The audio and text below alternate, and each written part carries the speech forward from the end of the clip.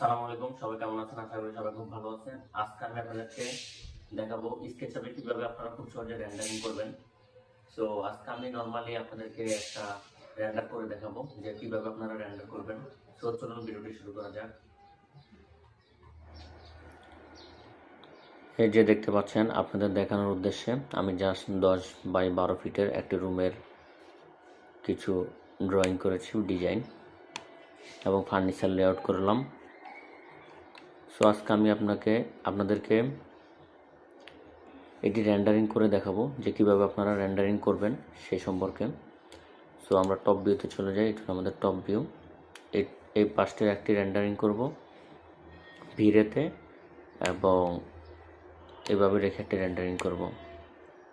So rendering করার ক্ষেত্রে আমাদের শুরুতে চলে যেতে হবে অ্যাসেট এডিটরে। যেহেতু আমাদের স্কেচআপে এটি ভিরেতে রেন্ডার